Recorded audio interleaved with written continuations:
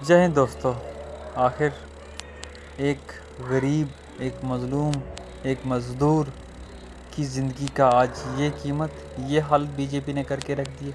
शर्म है उन लोगों पे जो इस बीजेपी सरकार के साथ। आप लोग पॉलिटिकल गेम क्यों खेल रहे हैं? ये कांग्रेस की बसें हैं तो संबित पात्रा नहीं चलने देंगे आप लोग। ये सत्ता में बैठने का अहंकार है आप लोगों का। हम पैदल चले जाएंगे, बस रो के नाम है। अरे कुछ साधन नहीं करवा रहे तो पैदल तो जाने दो। मेरा बच्चा छोटा है, 2.5 साल का, रो रहा है। मम्मी घर पे आ जाओ, मम्मी घर पे आ जाओ। कैसे जाऊं? यहाँ से इंतजार करते करते 2 महीने बीत गए, मेरा बच्चा खाना नहीं खा रहा। कैसे रह रही मैं उसके बिना? भी चालू है। पहले शराब की दुकानें खोलने पर हंगामा हुआ, अब शराब के साथ साथ कई राज्यों के पेट्रोल डीजल के दाम बढ़ा देने पर हंगामा है। केंद्र ने भी पेट्रोल डीजल पर एक्साइज ड्यूटी बढ़ा दी, जिसके बाद भारत दुनिया में पेट्रोल डीजल पर सबसे ज्यादा टैक्स वसूलने वाला देश बन गया। इसलिए सरकार से यह पूछना भी जरूरी हो जाता है कि जब दुनिया भर के देश अपने लोगों को राहत देने की योजनाएं बना रहे हैं, भारत में टैक्स वसूली बढ़ाकर लोगों को कौन सी राहत दी जा रही है? आज का दंगल बैठे हुए किस बात को लेकर विरोध है? सवेरे से इनके मंत्री, मुख्यमंत्री, इनके प्रमुख सचिव गृह लगातार कह रहे हैं क्या कि हमने अनुमति दे दी है, ये 1000 बसें कहां है, लेकर आए। हम 1000 बसों को लेकर गाजियाबाद और नोएडा बॉर्डर पर जाना चाहते हैं। यहाँ इनके पुलिस प्रशासन के लोगों ने जबरन रोक दिया है। हम पूछना चाहते हैं, आखिर आप चाहते क्या हैं?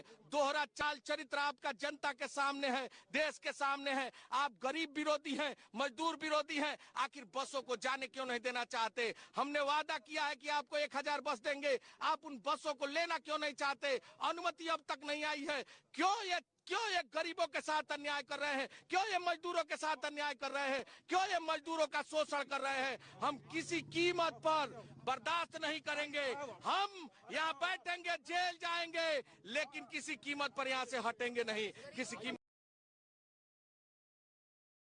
राहुल गांधी अभी कुछ मजदूरों से मुलाकात कर गए हैं। हम सुखदेव विहार फ्लाईओवर के पास मौजूद हैं। आप देख सकते हैं कि गाड़ी में 2 मजदूर जो हैं वो बैठे हुए हैं। इसी तरह से एक गाड़ी आगे और खड़ी हुई है, उसमें भी कई मजदूर बैठे हैं और यहाँ पे लगभग 7 से 8 गाड़ी जो है वो यहाँ पे मौजूद है, जिसमें मजदूर जो है वो बैठे हैं। हम मजदूरों से बात भी करेंगे। भाई, राहुल गांधी से मुलाकात हुई आपकी, क्या कुछ बोला उन्होंने आपसे? तुमको घर पहुँचाने कर रहे। तो ये गाड़ी उनकी तरफ से आपको दी गई है जाने के लिए, और कुछ आश्वासन दिया गया राहुल गांधी की तरफ से? नहीं, और कुछ नहीं दिया गया। ये कह रहा है तुमको घर ही पहुँचा के रहेंगे। मतलब घर पहुंचाने की बात कही है आपसे राहुल गांधी ने। कहाँ से आ रहे थे आप? जिस कवि की कल्पना में जिंदगी हो प्रेम गीत, उस कवि को आज तुम नकार दो।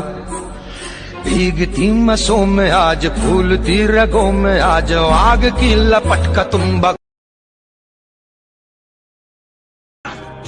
सौगंध मुझे इस मिट्टी की, मैं देश नहीं बिकने दूंगा। बीपीसीएल बेच डाला। प्रधानमंत्री मोदी की अध्यक्षता में आर्थिक मामलों की कैबिनेट कमेटी ने देश की दूसरी सबसे बड़ी petroleum company Bharat petroleum corporation limited यानी बीपीसीएल को बेचने की मंजूरी दे दी है। 20 नवंबर 2019 को हुई बैठक में बीपीसीएल के अलावा 4 और कंपनियों को बेचने की मंजूरी कैबिनेट कमेटी ने दी है। ये कंपनियां हैं shipping corporation of India, THDC India limited, north east electric power corporation limited और इसके अलावा कंटेनर कॉर्पोरेशन ऑफ इंडिया। मैं देश नहीं बिकने दूंगा। LIC बेच डाली। सरकार LIC यानी लाइफ इंश्योरेंस कॉर्पोरेशन में अपनी हिस्सेदारी बेचेगी। LIC में सरकार की 100% हिस्सेदारी है। सरकार अपनी कुछ हिस्सेदारी बेचकर पैसा जुटाना चाहती है। मैं देश नहीं बिकने दूंगा। एयर इंडिया बेच डाला। इस वक्त की बड़ी खबर आपको बता दें कि प्रियंका का योगी सरकार को दिया अल्टीमेटम खत्म हो चुका है। यूपी बॉर्डर पर खड़ी बसें वापस जा रही हैं, राजस्थान लौट रही हैं। यूपी बॉर्डर पर खड़ी बसें, यूपी सरकार से नहीं मिली बसों की एंट्री की अनुमति। तो 4 बजे तक का अल्टीमेटम दिया था। प्रियंका गांधी ने यह कहा था कि आप इसको इस्तेमाल कर लीजिए। मजदूरों को चाहे आप ये कहना चाहें कि आपकी तरफ से है, आपने उपलब्ध कराई है, वो भी आप कर सकते हैं, लेकिन कम से कम वहां जो बसें खड़ी हैं उनका इस्तेमाल आप कर लें। मजदूर पैदल जा रहे हैं, उससे अच्छा वो बसों में बैठकर जाएंगे। कि MTNL BSNL बंद करा के सिर्फ जियो ही चलता रहेगा मार्केट में। जहाँ पे भी इंडिया लिखा हुआ है, जहाँ पे भी भारत लिखा हुआ है, उस सबको बेच देना चाहता है। इंडियन रेलवेज बेच देना चाहता है।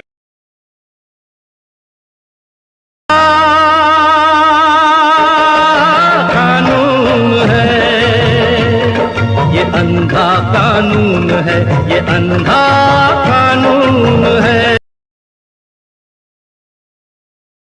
खाना को कुत्ते ही नहीं मान लो खा रहे हैं सर, उनको डाल रहे हैं तो भाग रहे हैं, कुत्ता मान लो नहीं सकते।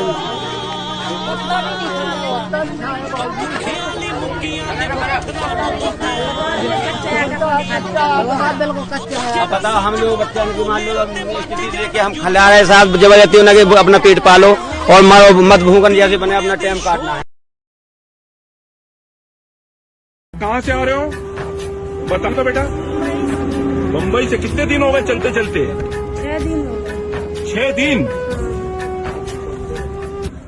और कहाँ जा रहे हो? यूपी में लखनऊ जा रहे हो? हाँ। क्या नाम है बेटा तुम्हारा? खुशबू।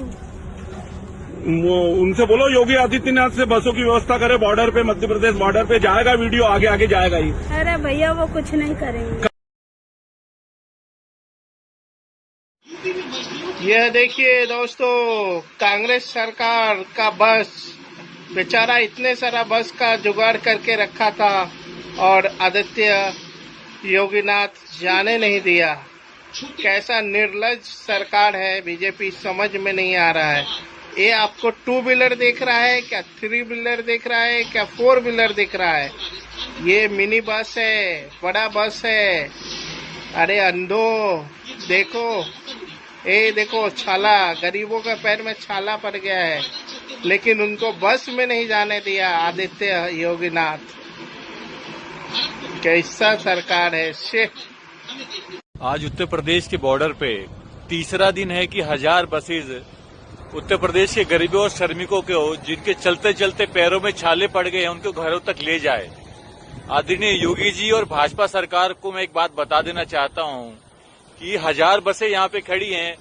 एक बस का एक दिन का खड़ी बस का किराया 16,000 रुपये होता है और 1000 बस का एक दिन का किराया 1 करोड़ 60 लाख और 3 दिन का किराया 4 करोड़ 80 लाख रुपए अब तक कांग्रेस पार्टी खर्च कर चुकी है और आपकी कृपया से एक भी मजदूर अपने घर तक नहीं पहुंच पाया।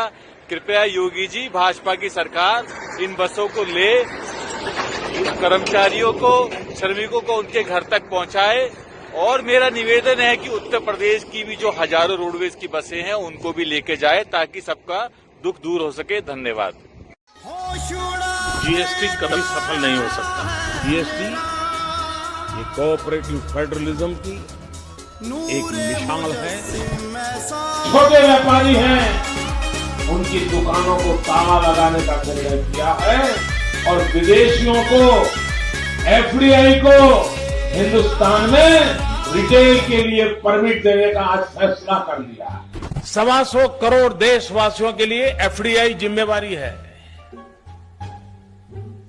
और व्यापार उद्योग का विस्तार करने वाले विश्व के लिए एफडीआई एक अपॉर्चुनिटी है। आपकी इस आधार कार्ड की योजना देश के लाखों करोड़ों रुपए डूब गए। आप सभी के समर्थन से इस साल के अंत तक हम देश के हर नागरिक को आधार कार्ड से जोड़ पाएंगे। एक बार मैं आदेश से अपडेट ले लूं। आदेश, आप राजस्थान बॉर्डर पर खड़े हुए हैं, बसों की क्या स्थिति है? क्योंकि जो बसें तस्वीरों में मुझे दिखाई दे रही हैं वो तो लग्जरी बसेस दिखाई दे रही हैं। आप ग्राउंड रियलिटी बताइए हमारे दर्शकों को। देखिए, सभी तरह की बसेस हैं क्योंकि बसों की संख्या काफ़ी ज़्यादा है और आज जो भरतपुर पे जो अभी बसें खड़ी हैं इनको मैंने खुद इनकी काउंटिंग की थी, ये लगभग 350 बसें हैं। इसमें लग्जरी बसेस भी हैं, नॉर्मल बसेस भी हैं और हर तरह की बसें हैं। लेकिन 4 बजे तक का समय है यूपी सरकार के पास। अगर वो अनुमति देते हैं तो ठीक है, नहीं तो इन बसों को वापस यहाँ से कांग्रेस वापस भेज देगी क्योंकि उनका कहना है कि आज तीसरा दिन है और एक बस का किराया पर डे का 16,000 रुपए पड़ रहा है। तो ऐसे में लगभग 5 करोड़ रुपए खर्च कांग्रेस पार्टी कर चुकी है और ये कांग्रेस को ये मान चुकी है कि अगले 3.5 घंटे जो बचे हैं उसमें उनको उम्मीद नहीं है कि किसी प्रकार की परमिशन 10,000 ट्रेन चलाने का टोटल खर्चा होगा अंदाजन 1,000 करोड़ रुपए। जो सवाल आप बार बार बीजेपी वालों से पूछ रहे थे, जिसका जवाब कभी नहीं मिला।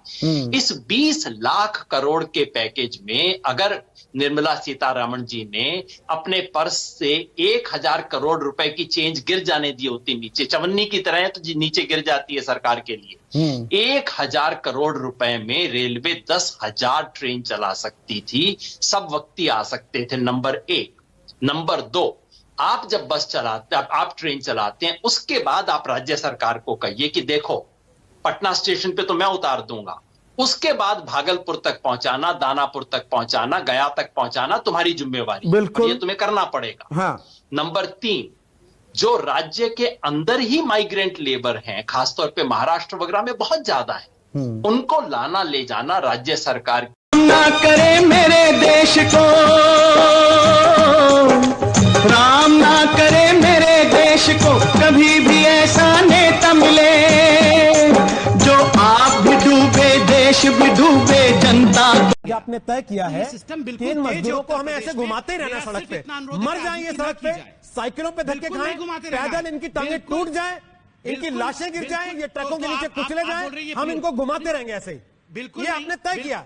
बिल्कुल नहीं, बिल्कुल नहीं तय किया है। आपकी बातों से लग रहा है साफ। कौन वहां 12,000 बसेस चला रहा है? आपको लगता है ये 200 भी नहीं है, 100 बसेस भी जो खड़ी हैं वो भी अनफिट बसेस है, बस वही सब कुछ सॉल्व कर देंगे। मैं कह रहा हूं आप 10 भी चलाते ना सर, नहीं होगा, कागज आप 10 भी चलाते तो बाकी 850 पर आपके सवालों के साथ खड़े हो जाता, लेकिन आपने एक भी बस नहीं चलने दी। आप बैठ गए उसके आगे कुंडली मारकर, क्योंकि आप लोगों ने तय किया कि राजनीतिक नंबर गेम में हमारे नंबर से ज्यादा ना हो जाए इनका नंबर कहीं। कैसे नंबर ज्यादा हो जाएगा? कैसे नंबर? ये नंबर ज्यादा करने के लिए कर रहे हैं क्या? ये मतलब आप बता रहे हैं कि आपको नंबर तो यही ज्यादा लगता है करने के लिए कर रहे हैं? आप तो खुद ही आपको यही तो लग रहा है, इसीलिए तो आप रोक रहे हैं। नहीं, हमें लगता नहीं, हमें आपको यही तो लग रहा है। मैंने तो नहीं कहा नंबर ज्यादा, इसलिए तो रोक रहे हैं। मैंने